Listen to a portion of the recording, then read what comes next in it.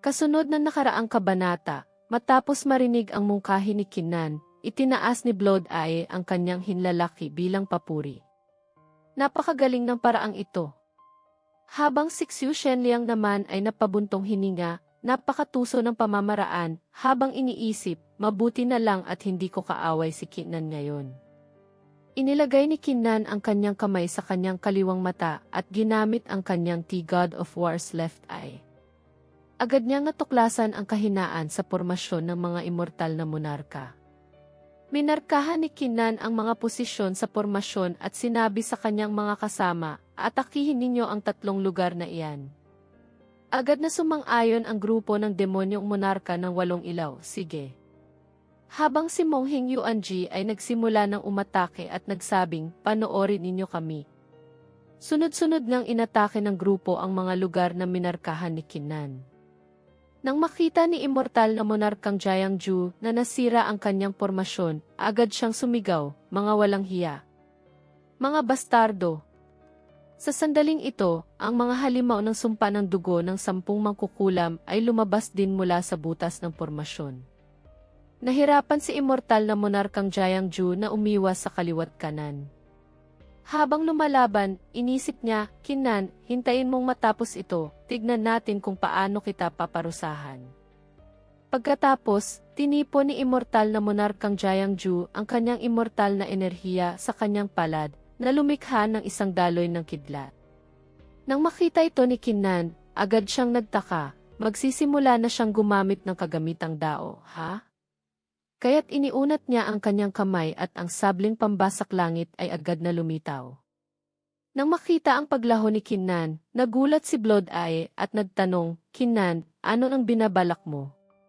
Ginamit ni Kinnan ang kanyang isang hataw na patawid langit at hinampas ang kagamitang dao na kalalabas lang ni immortal na monarkang Jiangju.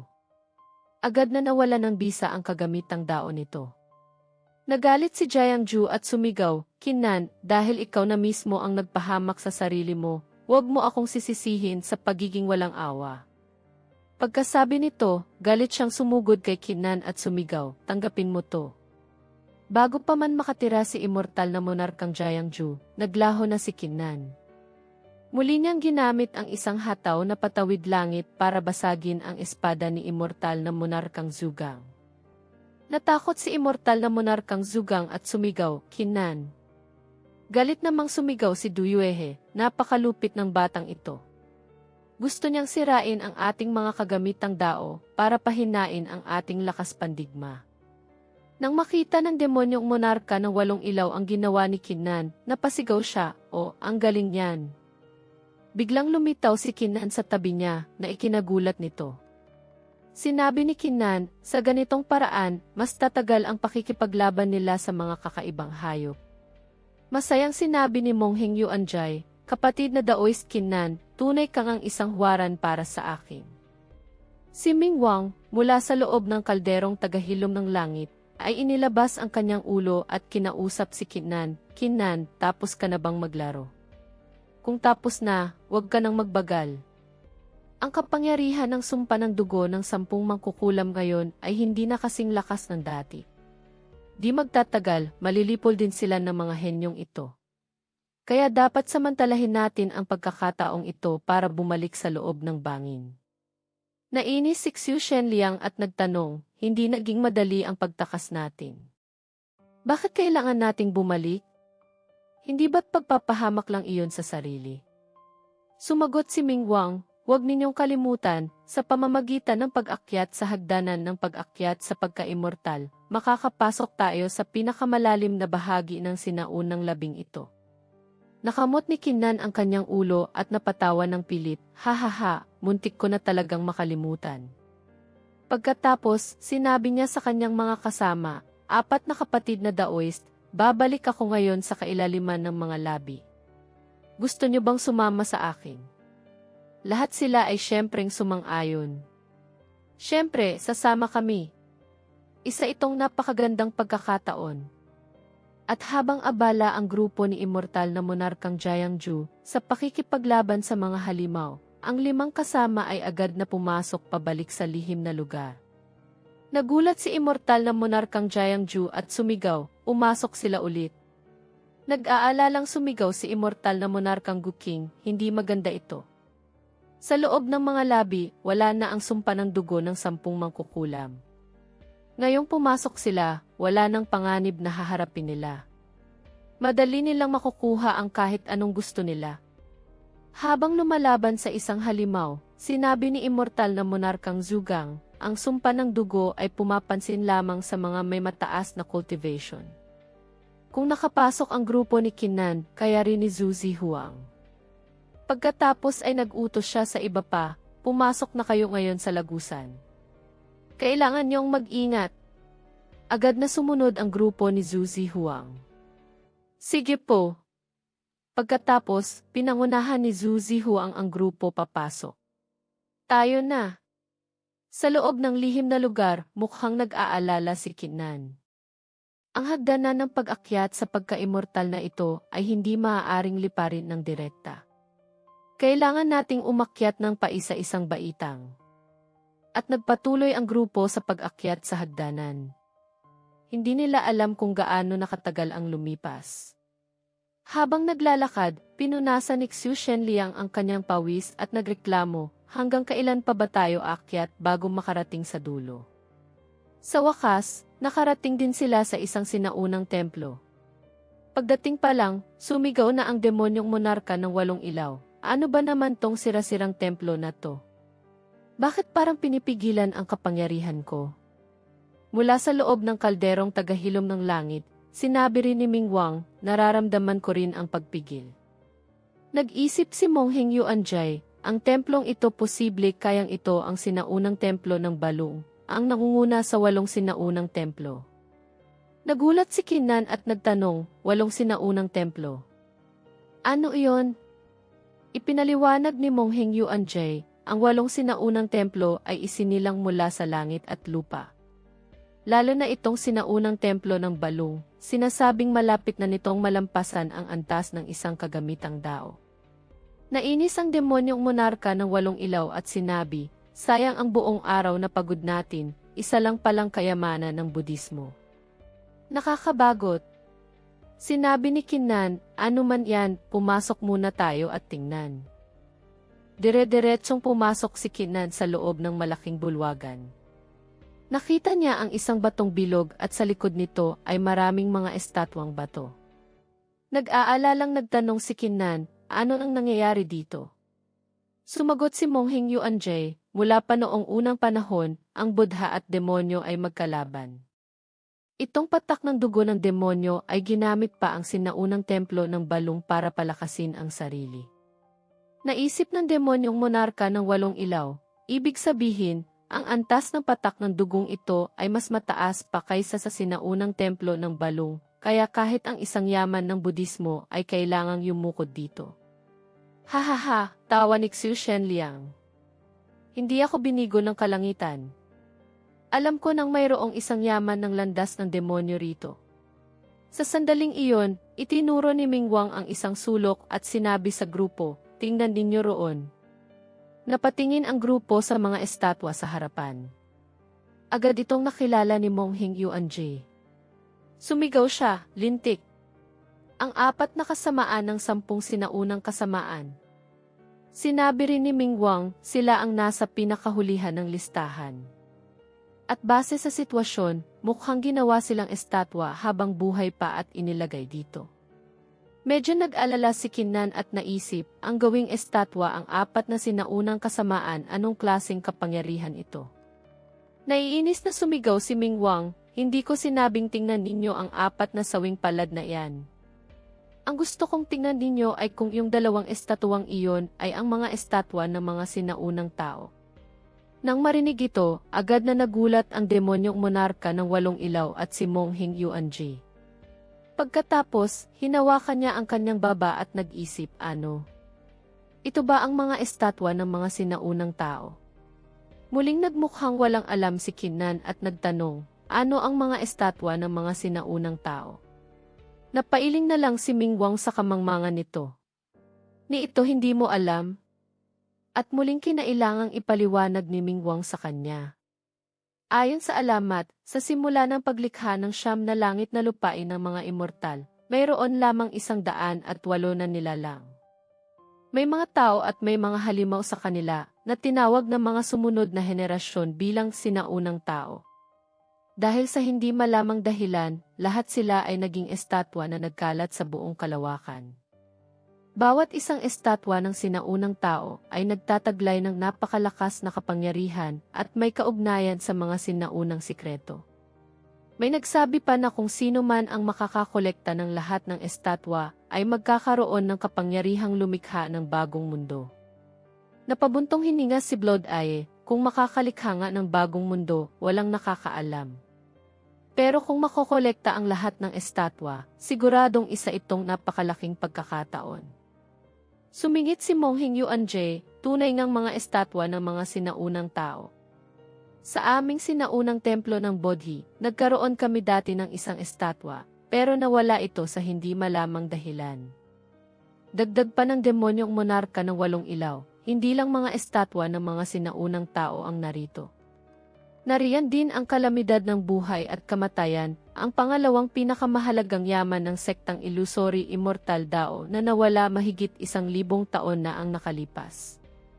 At yung sirang sandata, yan ang personal na kagamitang dao ng kataas-taasang manginginom ng dugo.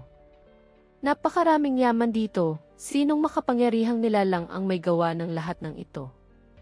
Hinawakan ni Mongheng Yuanjie ang kanyang baba at nag-isip, tunay ngang kahina-hinala. Nagsimulang kilabutan si Xiu Shenliang. Hala, hindi naman siguro ako mamamatay dito ngayon, no? Biglang may umalingaw na hagiki. Hihe, hindi ba't kanina lang ay tuwang-tuwa kayo? Bakit ngayon ay tahimik na kayong lahat? Nagulat ang grupo ni Kinnan at lumingon. Sino yan? Isang babae ang lumitaw at sinabi, isang grupo ng malalaki at malalakas na lalaki, pero duwag pala. Nagtakang nagtanong ang demonyong monarka ng 8 ilaw, ikaw hindi kaya ikaw ang Dao o spirit ng lupain ng biyayang immortal na ito? Naisip niya, ang aura ng babaeng ito ay halos kasama na ng buong lugar.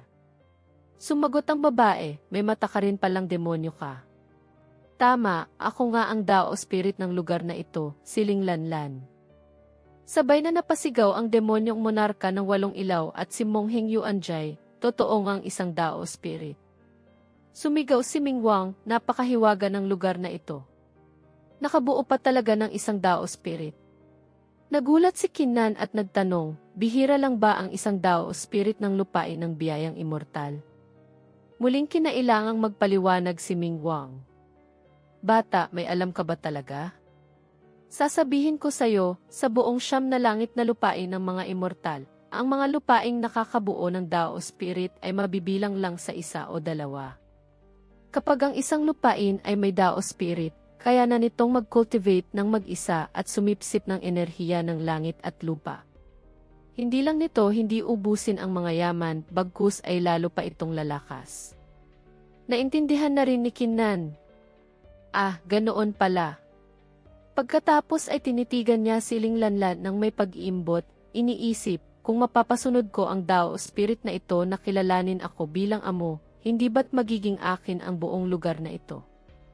Agad na umatras Siling Lanlan. Ikaw.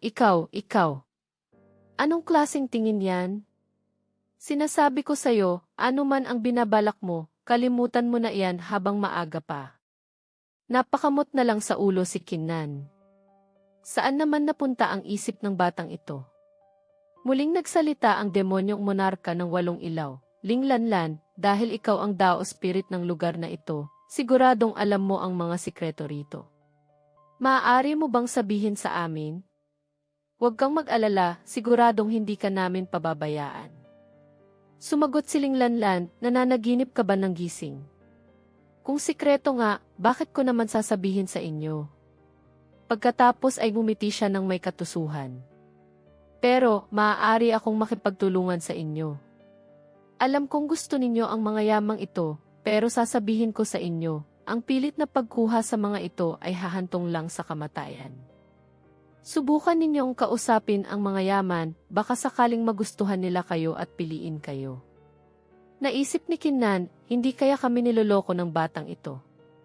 Inilabas ni Mingwang ang kanyang ulo at nagtanong, kung hindi namin makuha ang mga yaman, wala na bang ibang paraan? Sinabi ni Linglanlan, meron, syempre. Pero, pagkatapos ninyong kunin ang patak ng dugo ng demonyo, saka ko lang sasabihin sa inyo. Nagtaka ang demonyong monarka ng 8 ilaw, maaari bang kunin ang dugong iyan? Ipinaliwanag ni Linglanlan, lahat ng bagay dito ay maaari ninyong subukang kausapin, kasama na ang patak ng dugong iyon. Pero kapag nakuha ninyo na ito, kailangan ninyong tanggalin ang selyo sa altar na ito para makalaya ako. Kung hindi, hindi ko sasabihin sa inyo ang lahat ng sikreto tungkol sa lupaing ito. Humalakhak ang demonyong monarka ng 8 ilaw. Ha ha ha ha! Kapag nakuha ko na ang dugo, siguradong aalisin ko ang selyo para sa iyo. Kinnan, kayo na ang bahalang kumausap sa ibang mga yaman. Ipaubayan niyo na sa akin ang dugong ito. Sumang-ayon si Kinnan, sige, sayo na yan.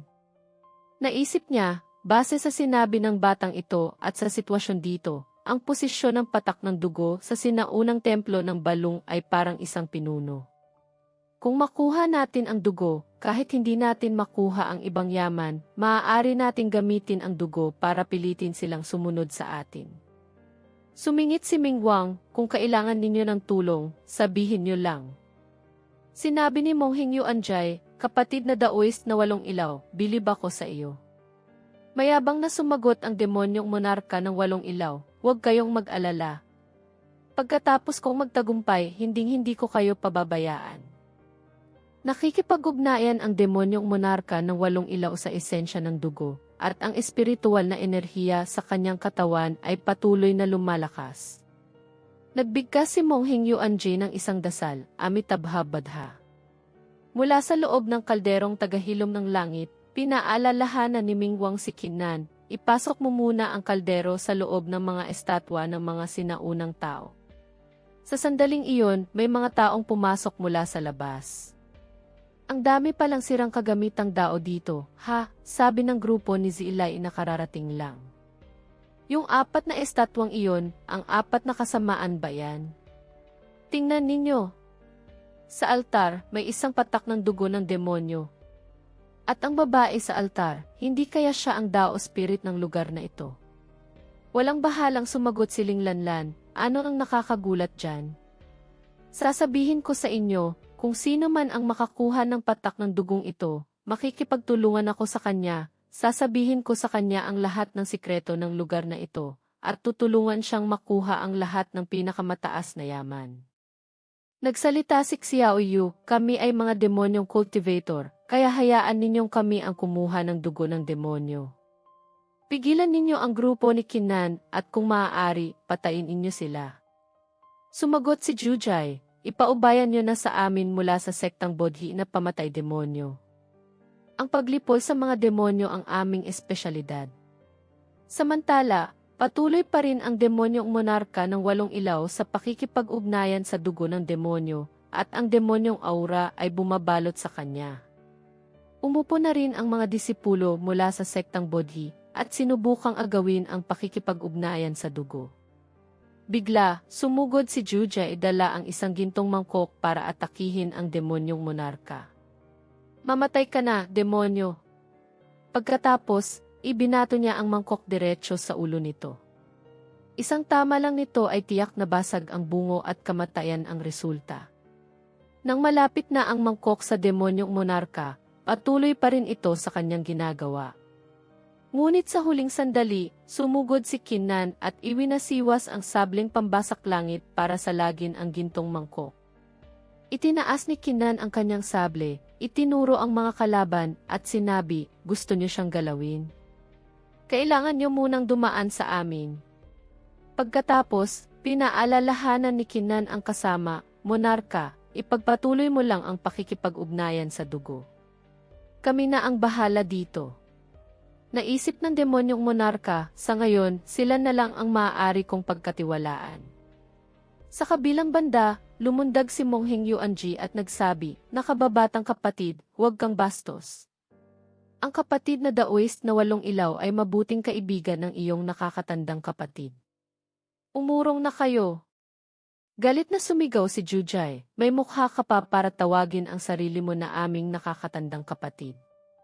Sumugod si Zuzi Huang at itinutok ang kanyang sibat kay Kinnan. Kapatid na Daoist Kinnan, pasensya na. Kasabay nito, ilang sinag ng enerhiya ang sumugod patungo kina Kinnan at Mongheng Yuanji. Walang bahalang ipinatawag ni Kinnan ang kanyang kagamitang dao, ang kalderong tagahilom ng langit. Agad na sinipsip ng kaldero ang lahat ng atake. Pagkatapos, sinimulan niyang i-refine ang lahat ng enerhiyang nasipsip nito. Nagulat si Zhu Zihuang nang makita ito at sumigaw, mayroon ka palang kagamitang dao. Inilabas ni Mingwang ang kanyang ulo at nagreklamo, lintik. Ano nang ginagawa mo? Malapit na akong magtagumpay sa pakikipag-ugnayan sa mga estatwa ng mga sinaunang tao, tapos bigla mo akong ipinatawag. Ipinaliwanag ni Kinnan, marami sila sa kabilang panig, at hindi natin alam kung ano ang mga kakaibang pamamaraan nila. Kung magambala nila ang demonyong monarka, tayo ang malaking talo. Kaya kailangan kitang abalahin para bantayan ang lugar na ito. Sumagot si Mingwang, dahil hindi mo pala kayang mabuhay nang wala ako. Sige na, tutulungan na kita sa pagkakataong ito. Sinabi ni Kinnan kay Mingwang, kung ganoon, ipinagkakatiwala ko sa iyo ang panig ng demonyong monarka. Ako na ang haharap sa grupo ni Xiaoyu. Itinaas ni Mingwang ang kanyang hinlalaki. Sige, ako na ang bahala. Agad na sumugod si Kinnan sa mga taong gustong umagaw sa dugo ng demonyo. Nagulat ang grupo ni Zilay at napatayo. Kinnan, aatakihin mo rin si Xiaoyu. Ginamit ni Kinnan ang kanyang teknike, ika-4 na anyo ng God of War, ganap na pagpatay sa libu-libong kawalan. Iwinasiwas niya ang kanyang sable at nagpakawala ng isang atake ng Ki Cyber Intent. Ngunit nang handa nang sumalag ang grupo ni Zilay, biglang lumiko ang atake ni Kinnan. Natakot si Zilay at sumigaw, hindi maganda. Naisip niya, napakahiwaga ng sining ng sable ng batang ito. Kaya niyang direktang lampasan kami para atakihin si Xiaoyu. Malapit nang tumama ang atake sa grupo ni Xiaoyu nang biglang maisumabog na demonyong aura mula sa katawan nito na sumalag sa atake.